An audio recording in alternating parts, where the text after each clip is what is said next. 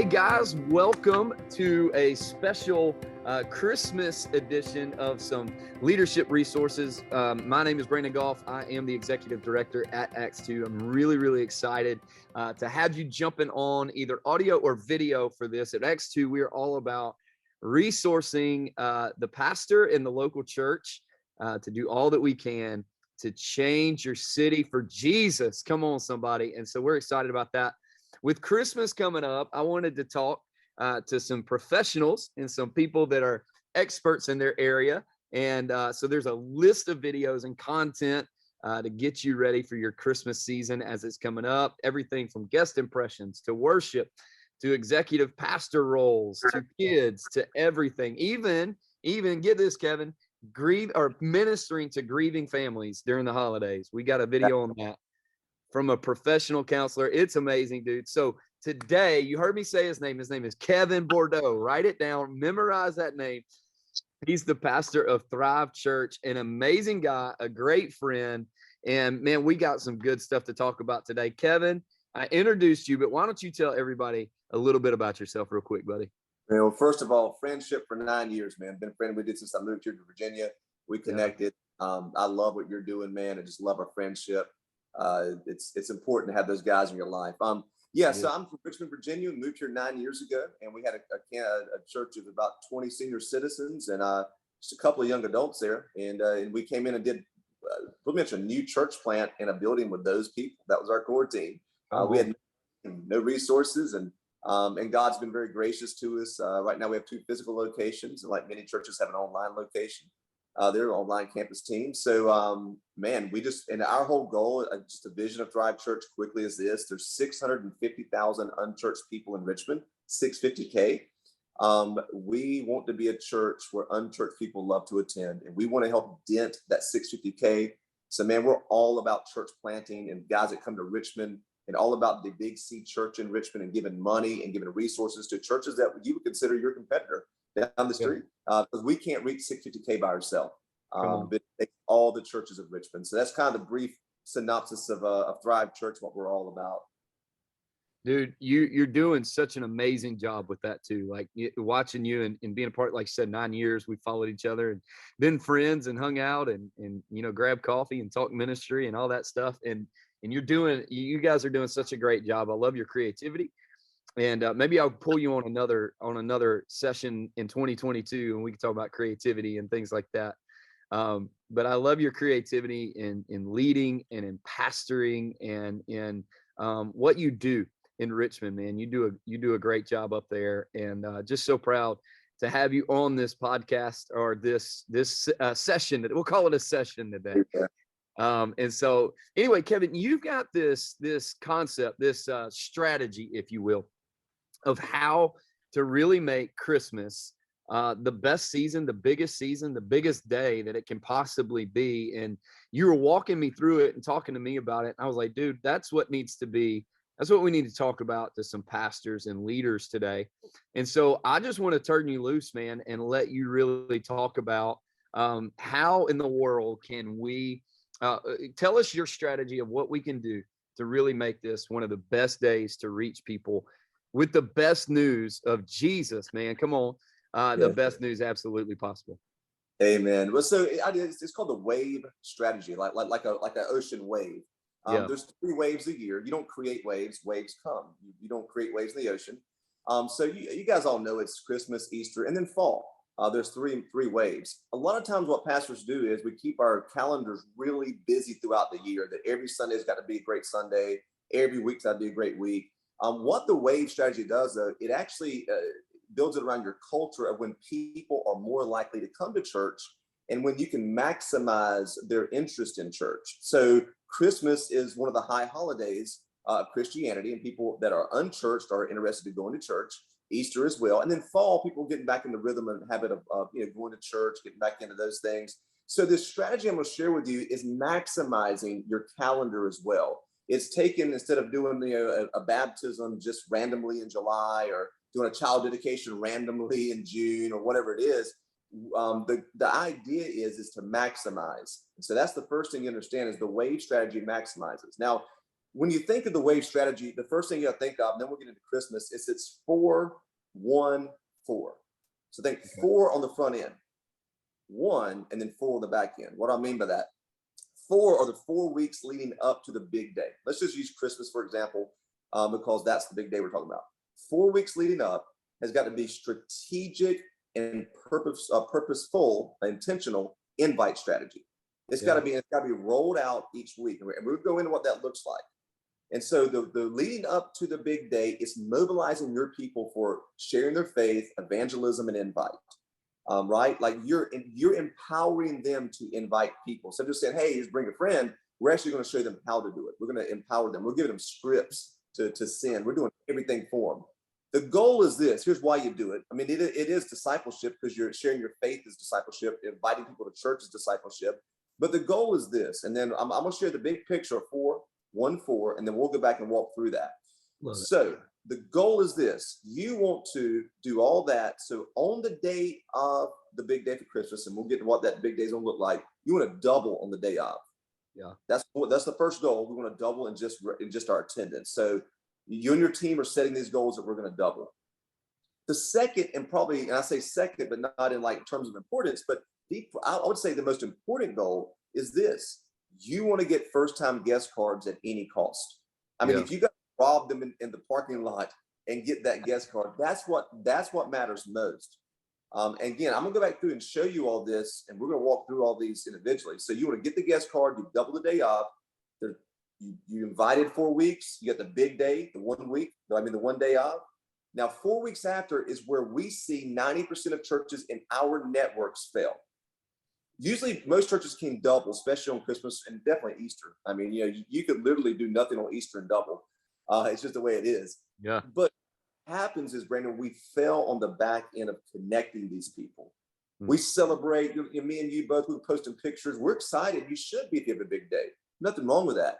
But what I want to know is how many first-time guest cards do we get back?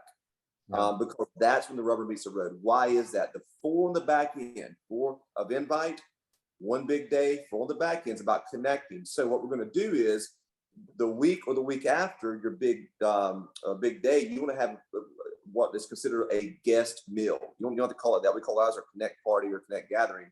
You want to get everybody who's come recently, especially that big day, to come back for that guest meal. And I'm going to unpack that deeper as we get into it. So number one, you got to have that. You got to RSVP them. You got to have good food. You got to have the people who invited them to come with them if you can. It's a big deal. And then from that, you want to get them get their serve interest cards back that day. That's good. Because you want them already interested in serving. That's only a week or two after you do your big deal. The next thing you want to do is you want to have something like a child dedication, because new families are coming. You were talking to them about the importance of really getting their faith dug in. Use that to get them, because they're going to bring their families with them as well. That's another connecting point for them. Now they're connected. The other thing you want to do, so let's say week 1, you do a guest meal. Week 2 is a dedication. Week 3, you go to a big baptism bash, just a big party, like what we call ours in the fall, the world's largest birthday party. And it's a birthday party.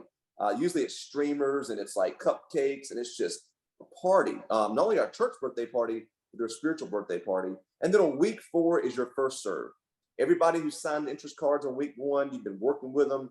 You've got a buddy to shadow. They're showing up. You're getting pictures. You're celebrating them. And you're going to show that to your church. Why? Because here's the key, Brandon, to your success at Christmas. Of course, salvations are key. Not just salvations, but you have conversations with those who got saved and are taking the next step.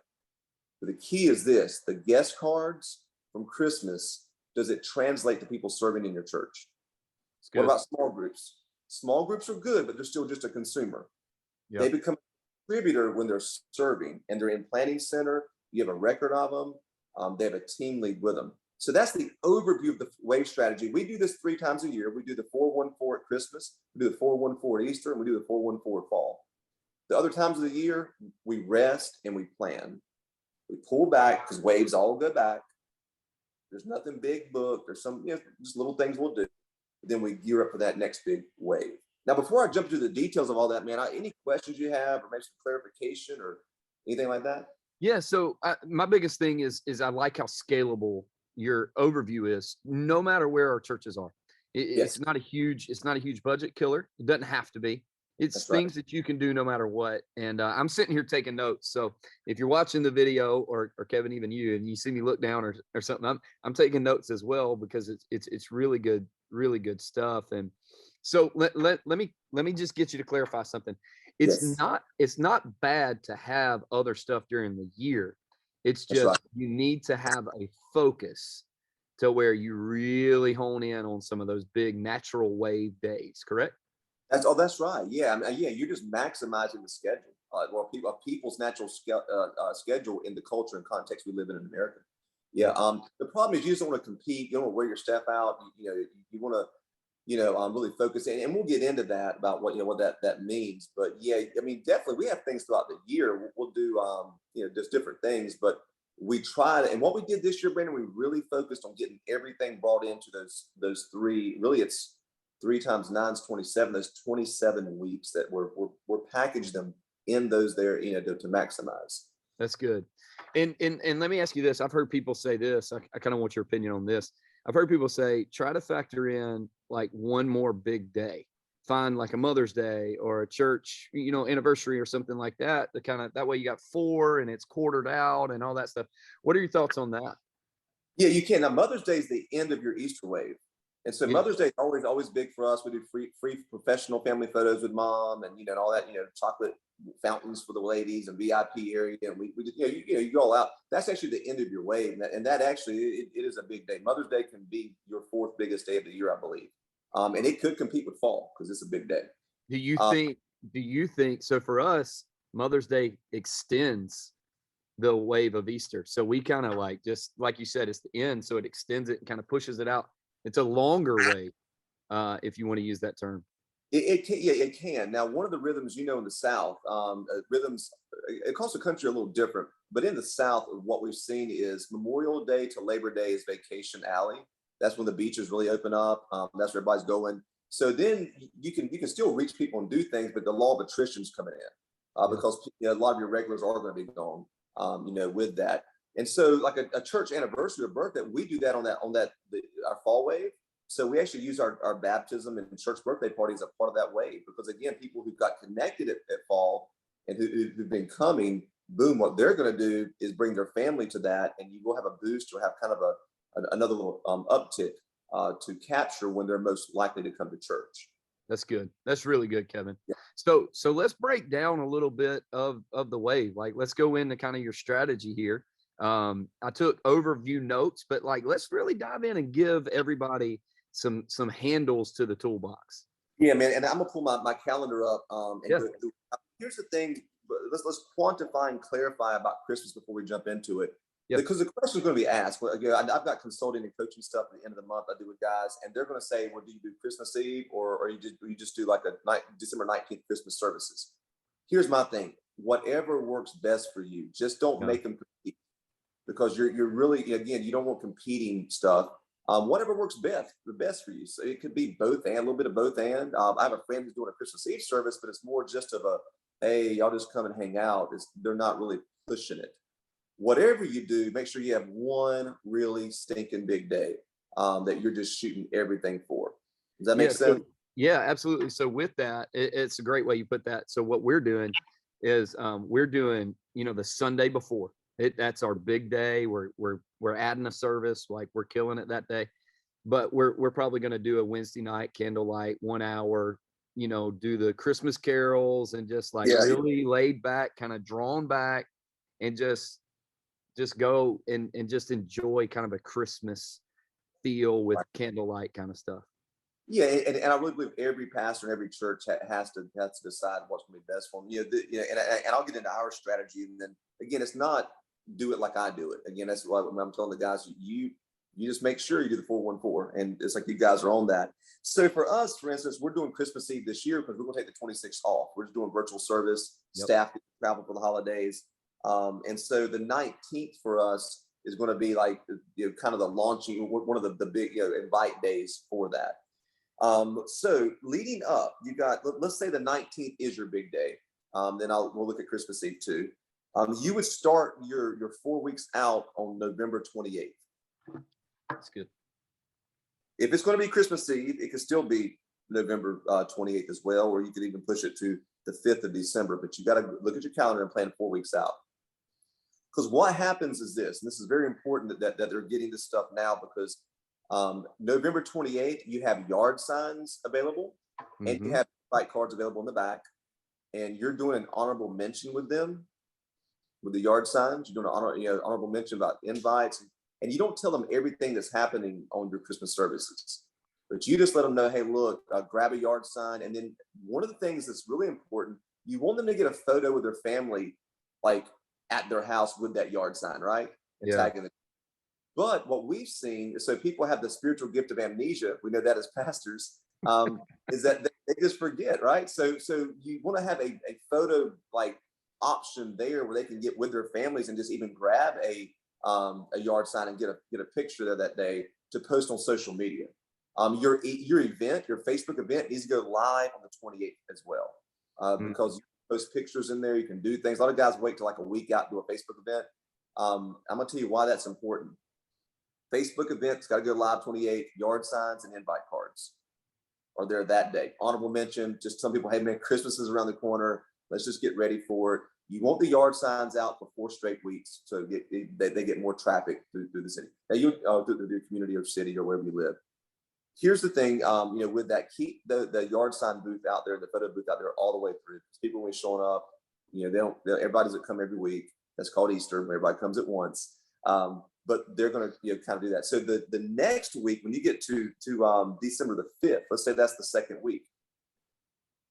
At that point, when it comes to social media, and this is huge, you want to have your social media ad going, and it needs to be attached to your event. Okay. But you want to use the event for it. So you go in and again, that's a whole other webinar of how to do that. I'm sure somebody can help you do it. The biggest thing when you do an ad, and I think you and I were chatting about this, because I still do the marketing for our church. I just can't miss on that one. So with the ads, you want to make sure that you are targeting people not connected to your Facebook page, because what happens is you're going to start advertising to just those on your Facebook page, which you could do an ad for that just to reconnect some of those guys. But you want to have those social media ads running on the week of December 5th. We do a video. So we'll have a video. I have 2 of our creative arts worship ladies doing it. I tell people all the time, I could do that video, but and sometimes I do, but I'm probably a little more bald, man. Got some muscles sometimes. A little more intimidating to people. Ladies are just much less intimidating. So let me ask you a question on the Facebook ad thing, because I know this is a question that I get asked a lot. How much should you put towards that? Like, I know it's kind of budget restrictive, but there's also sometimes thresholds. So what are your thoughts on that? Man, I believe, again, it depends on your budget, and you got to have a wave budget. You got to know how much you want to spend on invite cards, signs, social media ads, and Google ads. I'll tell you about Google ads in a second. Your events, stuff on your big day. For us, I think it's probably 1,000 for each campus. Well, no, actually, it's not for each, because Richmond campus is smaller. So we'll do a scalable model. If it's 1,500 for Chesterfield, it's 900 for Richmond, or 1,000 for Richmond, and we just run those ads continuously until the event ends. Yeah. But we go just hard at it for that, and then we also do Google ads that say Christmas services, Christmas in Chesterfield, or whatever.com or .me. You should have. And what's the exact area you're in, Brandon? What's that site? Is it Columbia? We're in Columbia now. Okay, so ChristmasInColumbia.com. Yeah. And Christmas services, and you want to have a landing page for that as well. If you can create that, it sends them straight to it. QR codes on all your invite cards to send straight to the landing page that really promote your Christmas services. Even have an RSVP link on there too, because if some guest may say, "Hey, I'll RSVP," then you got their information. Yeah, and the great thing with that is, Kevin, is now you can get those domains super cheap. All these web people out there now have made it really easy to get that and get it cheap. And QR codes, you mentioned QR codes. Yes. And that may be a new concept for some people listening today. I love QR codes. We use them for a lot here, especially since you have to go touch free. Yeah. We just got back from Disney and everything was QR code. So give me an idea, like what is it? Give me just a quick rundown of what a QR code is and how you actually can utilize that for your church. Cool. I don't know any of the technical stuff about it. We have a team that does that. I know ads. I know nothing about anything beyond that. But the QR code is pretty much like in the restaurant I went to yesterday. You pull out your camera. There's a little square, square image with a bunch of squares inside of it, black and white. And when you put your phone over that image, it leads you to a link in a website. You just hit the link. Yep. So it actually takes a step of having to type in a website or Yep. type something. They can just put it. It's kind of the lazy man's way of getting to a website. But COVID brought back QR codes, man. I don't think anybody's using QR codes before COVID. And then, man, these QR people got rich over COVID.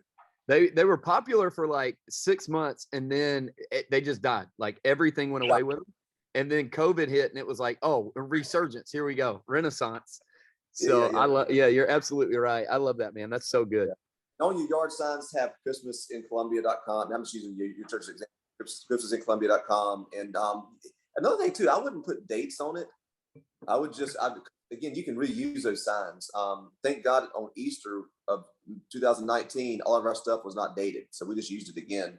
And the key with those yard signs and invite cards, make them clear. Don't try to be so creative people can't read them. Make them easy to read when you're going 30, 40, 50 miles an hour down the road. I see sometimes and it's businesses will have them and there's so much to read. And I'm driving down the road. I don't even know what that sign says. No idea. That's right. That's exactly right, man. So on the second week of your promotion of the 4 leading up, you're doing that. Your social ads are going live. You're starting to talk about what people are going to invite their friends to. Here's one thing I realized. So week or with the week 2, you're getting into the idea of invites, right? Personal invites. So here's what has to happen. Only in your waves, you should only have one announcement. Only one announcement. It's that big day. You're not mentioning men's prayer breakfast. You're not mentioning the ladies, whatever they do, the knitting thing or whatever ladies do, Pilates or Zumba. You're not mentioning that class. You're not kind of groups right now. It is all about the big one announcement of a step to take. And on that day, you're going to actually have video testimony of somebody who got invited to your church by a personal invite. And you're going to say, hey, look, guys, and share, whoever's doing the announcement needs to share how they're actively inviting people, because people have objections. They're scared. Friends and family are easy, but how do you cold invite somebody? So the communicator that day will say, hey, look, here's what I did.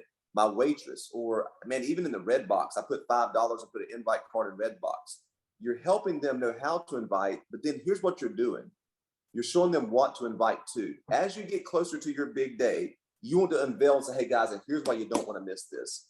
You want to invite your friends because we're doing whatever. If you're having photos with Santa, if you're doing free stockings for kids, if you're doing whatever, we got a snow machine. It's going to be snowing that day, no matter what the weather is. Each week you're unpacking something great because everybody will invite somebody to something about your church, not your church. You've got to come to my church because as pastors, we think they're just inviting them to church because that's what we do. On those days, it's something about that day that they're inviting them to. That's good. Yeah, that they can't miss, and you can't miss it. You got to be here, and you cannot experience it online. It has to be experiential.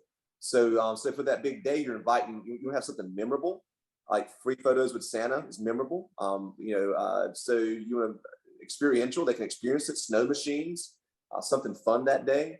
You want to have it remarkable, which is a wow factor. My friend had the Grinch sliding down every 5 minutes from the top of this church down, and they had a big choo-choo train with Christmas lights on it. And I mean, it's just how, what can we do to get families to invite their friends to come?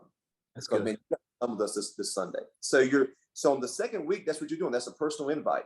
You're really talking about that. You've got a video testimony. And again, on the coming up on the, and again, ours, and I'm walking you through kind of our calendar, so you'll have to manipulate it some for your guys and back it up 4 weeks. But on the 12th, one of the things that you're doing that day is you're doing the top 5 praying for you card. Yeah. This is super important. You guys have done that, Yep. but every wave we do this. So on that day, you're gonna make a if it's the day before your big event. If it's not, then again you can manipulate it for that. Ours is the 19th, and so we'll kind of be doing ours on the 19th. But you want to get a card out, and the person who's doing the announcement that day talks about how their life was changed, the power of prayer, and that you want people to now write down on a card the top 5 people they're praying for, and have your person. If you're doing it as a pastor, you write down your 5 too. Yep. You should be so you take a spiritual moment in the service, and you're doing that. Now you could get a spirituals and bring it up to the altar and lay it on the altar. You can, I mean, however, you can go as far or as little as you want to do. But you want to make sure that you are making a spiritual moment for them to invite their friends to your Christmas services, whether it's the 19th or the 24th. Kevin, that's really good. And I want to give a couple of creative ideas you can do to work into that. So like we've done them before to where we did a 4-week thing of you name your people. So we did something called 2x4. So you invite 2 people a week for 4 weeks to a big day or to a series or whatever. We were trying something a couple years ago, and we literally laid a 2x4 out on a table and with magic markers, and you wrote the names of the people you're inviting on there, and we prayed over that. And, and then we ended up making a cross out of it, and we would cross people's names off as they came. And I've seen that. I've seen people, I've seen pastors literally just let people write with Sharpie on a wall in their auditorium and check it off and cross it off as they come. And one of the things of that is it's there, even if they don't come for Christmas, we're still praying over them to come for January or for February. So I love that idea, because there's something about, obviously we know there's power in prayer, but there's something about writing it down too, that holds you accountable to, we're praying over this, and I'm going to invite those guys to come and be a part of it. That's right. And I love the creative ideas you just shared, man. And that's one of the things that's so important for relationship and ministry is just, man, I just learned something new, something cool to do that I never would have thought of. So thank you for that. And I think that's why we do things like this. We can steal ideas from each other. That's right? exactly right. Thieves, man. And let's say this, if for instance, so you guys would probably start on the 21st doing your promotion, since your big day's on the 19th. Well, because I launched on the 28th. My mind is just, we're already there at our church, because our big day's that's the big day for us. One of the things you want to do in your big day too, and this is just something I know like people don't like it per se, get kids on stage singing. Just get them on stage singing. I know some, well, our church doesn't do that. I'm telling you, man, our church didn't either.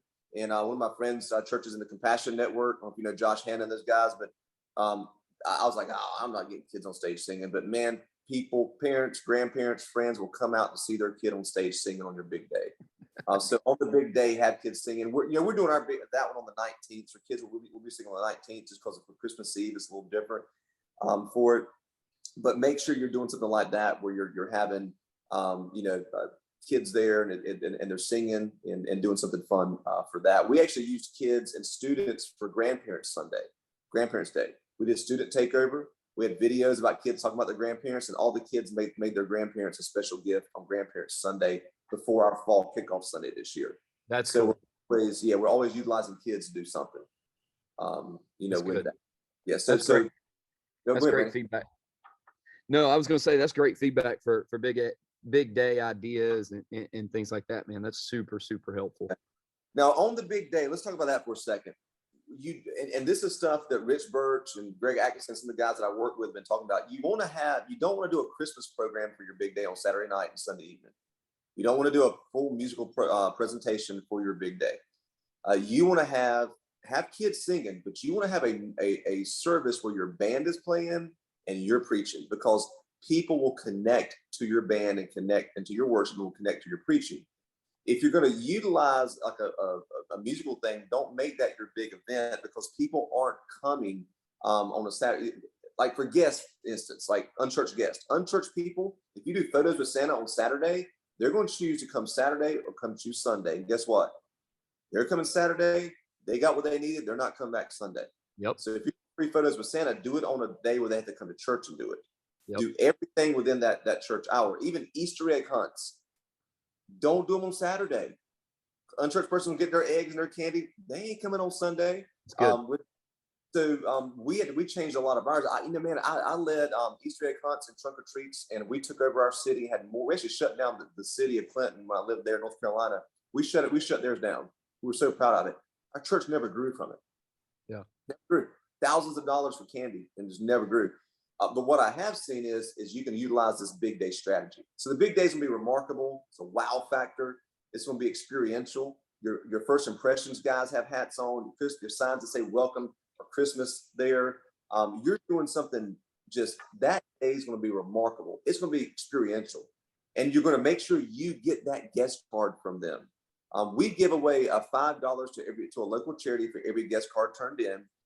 We give them a tote bag that has our logo on it because my wife loves that. Women drive the guest experience when it comes to that, with a free $5 card in there.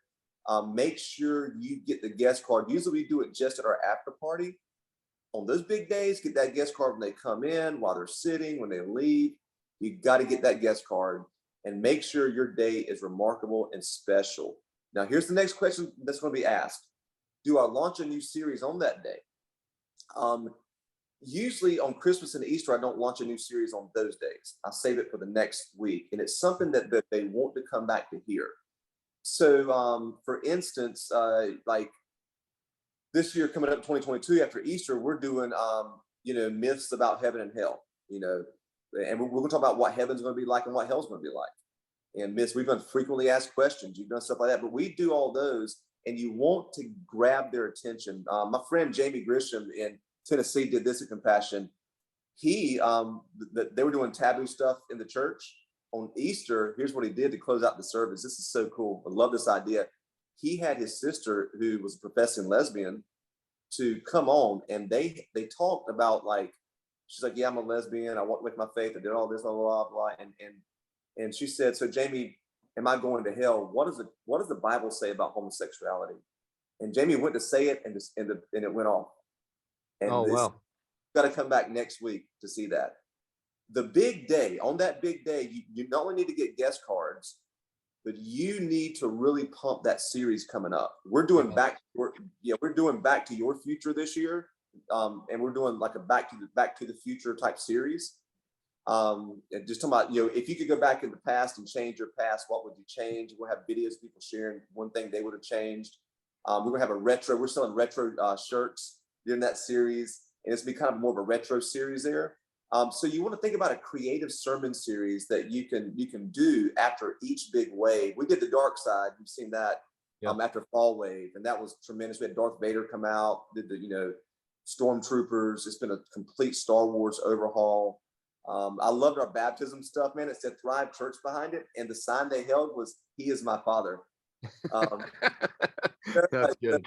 Baptized. So it's really on the backside of that wave.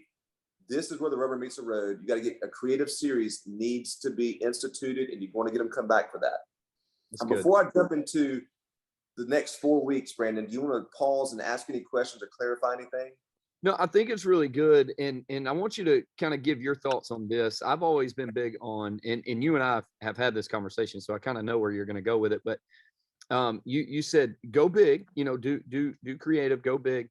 But here's the thing, you can't lose your personality on that day, because you want the people to know who you really are as a church. You don't want them to come one Sunday and it's this big Philharmonic production, come back the next Sunday and they're like, wait a second, this isn't even close to like what they said they were. It's false advertising, right? That's right. No, you're dead on. You want to give them a real representation of who you are. And that's why you don't let kids sing the whole service. That's why you want your band on there, and you want to preach. And just, again, you want Christmas music and things like that, but you're right, man. You don't want to do a bait and switch on them, or we're doing a huge production and it's amazing. And if they do come back the next week for it, it's like, I don't like this church. I don't like this, whatever it is. Don't have guest speakers on big days either. I know that probably speaks for itself, but just don't do that. I think it's, again, they need to hear you and be really connected to you. And I think the message that day, I was talking to a guy, we just launched a church in Connecticut, and I was talking to him about, some of the principles I use. One of the things you want people to do on that day too is make sure that you are transparent to them about a struggle you have, because when people will celebrate your successes, but they identify with your weaknesses. That's good. And they want to see themselves in the story. The first thing you look for in a yearbook, whose picture do you look for when you get your yearbook? Your picture. Fine. Yeah. Yeah. And people need to see themselves in the story. And so whatever you're doing that day, and again, Christmas, you can probably preach something pretty low hanging fruit. Make sure they can also see themselves in the story. With that they can find, and you talked about like this year for us, it's really about the children of Israel waiting so long for the promise. And we're celebrating this promise, but all the waiting and what that meant for them. And then for us too, about waiting and how hard it is, and we don't get things in our timing. And I'm going to talk about my life when that happened, and a really deep moment that was serious for my wife and I. And because people will really identify with that, and they'll say, man, I can relate to you. So just make sure, I think that's another thing that I don't know if it needs to be said, but would help out that as well. That's really good. And be transparent, but don't, there's a difference in being too transparent and being transparent. You don't have to share. You don't have to share every dirty detail, but people do need to know you're human. You don't float, you don't glow in the dark, and you don't have a halo. Like, that's what people need to know. Here's what Kerry Newhoff said. It was good. He said, be transparent, don't be vulnerable. Yes. Be vulnerable to your friends, be transparent to people. I mean, you don't need to say, hey, look, I cussed my wife out last night. And if you did that, then don't, like there's just some things you just don't need to say. So that's good. Let's jump to the next 4 weeks, if that's good, man. We're going to translate what that, because this is where everybody fails at. All right. Okay. Everybody last 4 weeks. Again, we have to. And again, the key is, man, no matter what size your church is, if you can connect 3 families after a wave, you've done great. Now, here's the win. The win is all percentages. It's not numbers. Yep. A church of 100, if they get 20 guest cards on the big day, but they only have 170 people, but they have 20 guest cards, okay? And then they end up, after their guest meal, they get 15 serve interest cards, and then they get 10 families serving at the end of this wave. And then you have a church of 1,000 that only gets 2 families serving it in the wave. Who won the wave? Oh, yeah. Church of 170, or the church of 100 that connected those families. It's all percentage, and it's not big versus small. Okay. Yep. So here's the deal. You want to have that guest meal laid out. So if you're doing the Christmas wave, you're probably going to push your guest meal not on the 26th. If your big days on 19th, you probably want to do it on the 2nd. Of January, and have a big, kickoff of the new year, have a big guest meal, have something catered in that's local that everybody knows and they get excited about. And if you got Johnny's barbecue or something, that mustard based stuff you have there in South Carolina, Brandon, vinegar based, baby, let's go. Come on. Yeah, vinegar based. That's North Carolina, man. That's I love it though. I love it. I do too, man. So you want to have something really big that day, and you've got to be very intentional with this follow-up with these guests, man. Like when they come, you want to be very intentional. You want to text them, you want to call them, you want to send a card to them, you want to RSVP them. You've got to get them to the guest meal. You don't need to sit on your laurels after the big day. You got to get to work and make sure you get them there. If you know somebody who invited them, contact Susie and Johnny who invited this, the Smith family. Say, hey, will you guys reach out to them and tell them you'll come sit with them at our Connect party or at our guest meal or whatever you call it. Whatever it is. I mean, we all have, very creative names, but you got to get the people from that day there. And really the whole month will come. That is the first stop point of connecting them. Once you get them to your gathering, here's what happens at that gathering. You want to briefly share the vision of your church, how it started, the history, some of your history of how you got saved. They want to know you. And then share your values and tell them, here's how to get connected at our church. Yeah. Because people need 2 things in church. And this is something Craig Rochelle shared with us back last year. He said, you need to be needed and you need to be known. That's good. 2 greatest needs. And you guys have heard that before, but you want them to know that through a serve team, you're needed and we need you here. Through a small group, you're known. You will stay longer at a church because you're needed and known. And you will leave quicker because you don't feel needed or known. That's good. You want to give them the own ramps of how your small groups work. Because really in January, your small groups should be launching. And so we do signups for small groups in January. So we have the small group list out there for them. We're showing small group, showing serve teams. But here is the whole, if you miss anything, don't miss this. You want to get a serve interest card back from them. Some people trade them a nice dessert and say, hey, look, we're not asking you to sign your life away or even to serve, but if you were interested, here's a card we're passing around at each table. And each table, we have a table leader there, and we do like connective type stuff on the front end of it. So there's staff at each table too to kind of host it while I'm teaching. But you want to get that serve interest card back. We give them usually a coffee mug with a gift card in it, but you got to get the serve interest card back. Your Christmas is not successful if you don't get it back. So you have their serve interest card. That's the key to it, to that connective meal, whatever you want to call it there. Before I go to week 2, because this is the most important part of it, I think this connect gathering, this guest meal, this one, anything, Brandon, you want to ask or clarify or even add to?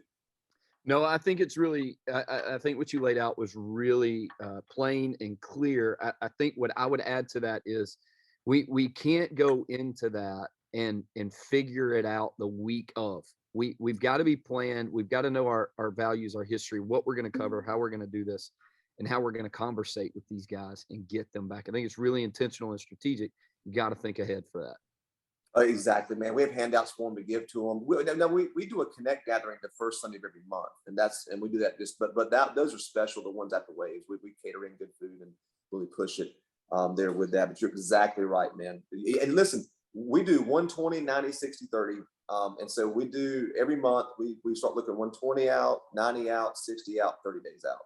So we're already looking. We're not at Easter yet, but we're already past January and looking at kind of what that wants to look like. So I think once a month you've got to do that with your staff and start big and come back to what's happening, especially the Waves, man. There's so much that goes on the backside of it. Yeah. So let's go to the next week. So on the 9th, what you're going to have there, and you can mix this up, man. You can do a baptism on the 9th, but we used to do child dedications. And really, it's a chance for families to come and get really, serious about the church. We have a gift for them. We do it publicly, and we really, really hammer home that they're affirming that they want to be a part of this local church.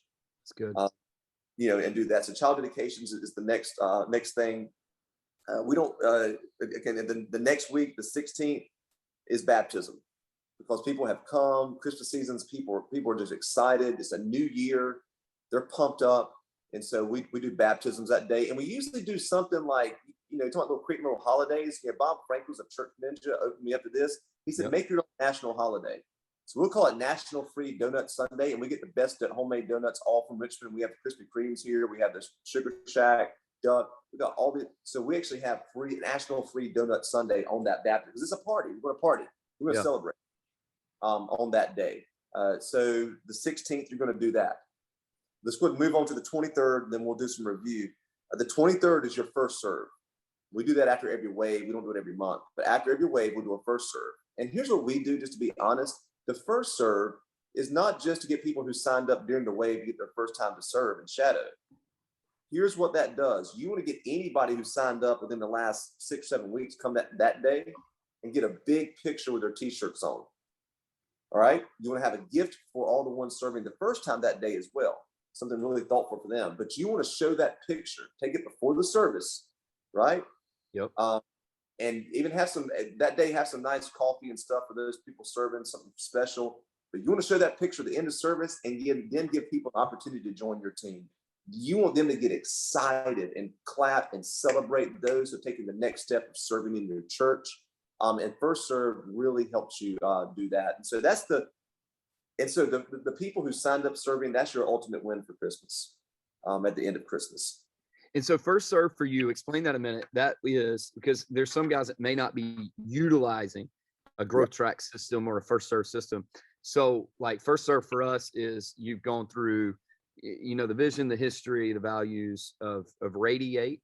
And then you've taken you've taken an assessment of spiritual gifts, found a place that you want to shadow. We call it shadow. Is that the same thing you're talking about? You come in, you shadow, you first serve in that place, or is that where listen, you've already shadowed, that's your team, and this is your first scheduled Sunday? It can be either or, actually, Brandon, because some people may be a little hesitant. If you have somebody who shows up, they're really ready to serve at 9. Like, I'm ready. Let's do it. Right now, I'm ready tonight to get served. But they still come to First Serve and celebrate it. We do things a little different. We just do a connect gathering and a commit gathering. Connect is all inclusive of just learning about the church and how to get connected. It kind of like the backdrop of the church, how our directional team works, how serve teams work. We have our team leads do the spiritual gifts assessments. and really start working with their team on development, because we realized people just weren't going through our growth track. We start with 10 and end up with 2. And then even people who never went through the growth track, some of our best servers are like, yeah, I never took an assessment. They're like rock solid people. So Yeah. I think every church does it differently. So just to clarify, we do the Connect gathering, and then our goal is to get them right in serving. And then we do a membership, which is called Commit. And Commit, you can't commit to be a member until you are already serving in a small group, a regular attender, and giving 10% of your income. And that's the Commit gatherings. And those happen 2 or 3 times a year, not around waves, but just throughout the year. So first serve, explain that one more time. His first is somebody's first. It's really built primarily for somebody's first Sunday that they're shadowing and jumping in. Got it. But get as many people's pictures as you can to make it big and hot up the church and get them excited about it. If somebody started serving January 9th, say, hey, you could just come back and get a picture with us, and here's why. Let them always know the why behind it. We'll have a special little breakfast for you there, and that first serve is that. So there's some guys out there that may go, all right, all the pictures and the promotion side of it feels a little gimmicky. Feels like you're just using that you're using people in that moment. What would you say to those guys that would say something like that? Yeah, well, they probably have a problem with people serving in the church. Number one, they probably being honest. So, and no, it's not. It's called momentum. It's called people see. Like, listen, we show pictures and videos of all the things we give to, right? So like Church Planter, we launched a church on October 3rd. We had a video from Tim and Cynthia on, we celebrated that. And then we talked about financial giving. Was that a gimmick? No, they're getting to see what God's doing. And so you always need a picture and a story to show what God's doing. When we do our 90-day tithe challenge, we do a financial series every November, and we attach a 90-day tithe challenge to the end of it. We always share testimonies leading up to that tithe challenge of people in our church. We show video testimonies. It's not gimmicky. They're getting to see the story of life change with that. So again, only you know you. If you're doing it for the wrong reasons, only you know that. Yeah. I can judge you. And so I just think if our hearts are pure, and listen, man, serving in a church changed my life. That's what we're doing this. I believe in it. If I never would have started serving on a team, I would never have gotten into ministry. So that's my I love it, man. And I think you're absolutely right. Like for me, when you look in the Bible, there was 2 main ways that Jesus discipled people. He taught, so sitting in the teaching, and they served together. I mean, they served people, they served blind guys, mud, they served hungry people, fish and chips, like they did. And for me, that's how you grow. You get in teachings, and whether that's small groups and Sundays. So we provide that, and then you serve. You get your hands dirty, man. So I 100% agree with you, but I do sometimes hear people say, well, it's the utilization of the pictures. I kind of feel bad about that. And for me, I'm with you. You're telling a story. People need to see, not just hear, because more is caught than taught. That's right. And you want people to see, like, this is the life change. This is what's happening here. This guy was homeless and strung out on drugs, and now he's serving the local church, and God's moving in his life in a great way, stuff like that. So, well, yeah. I think too, every time you ask somebody to give, not every time, we do it twice a month. We show a video of like our community partner specialist. He goes out and gets videos with these community partners, and they say, thank you. And so people are, again, they're getting a chance to see what they're giving to missions and church planting and, all the, the stuff we do in our community. So yeah, I think you sometimes just got to get over yourself and do it if you have that issue, because it's helping people. That's good, man. I do that question a lot too. So that's good. That's really good. Kevin, you've given us some really practical stuff, man. Like I took notes. I'm going to go talk to my staff. Like, we utilize some of this, but just this conversation. This is why I like talking to you and other great leaders is it spurns conversation. It spurns ideas and creativity and things like that. And so what do you want to leave? What do you want to leave pastors with, or leaders with today, as we kind of close this one out? Like, what is something you really would love to just shout from the mountaintops, man, and just let every pastor and leader know? Well, number one, I want to say this. Listen, with the wave, just do it. Just do it. Just try it. You're going to miss it. Well, it's a lot to do on the back end, and we can't do that. Just do a guest meal. Just go after it. Just attempt it, and you're going to get better each way. You're going to evaluate every way and get better at it. So don't get overwhelmed. But let this be a lesson plan. Start planning. Go and start planning for Easter. Get ahead. You got 414. You can do simple math.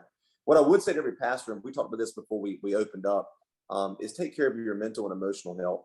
Please, pastor. I am seeing so many pastors just leave the ministry right now. It's breaking my heart because they're suffering. And some of you are suffering while you're watching this. You can't effectively lead if you're not emotionally healthy.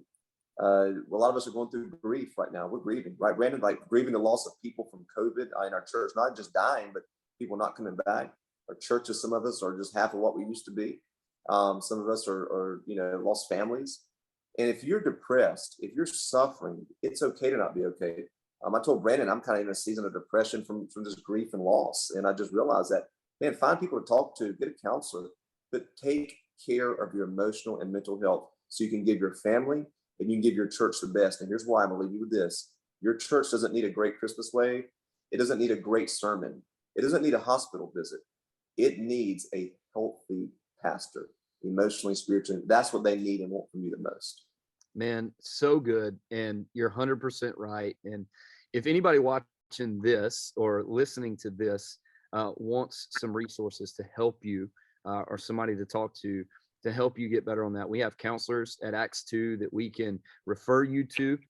We have people that you can talk with here at Acts 2. All you got to do is email bgoff, Goff, at acts2network.org, and I can get you whatever you need there.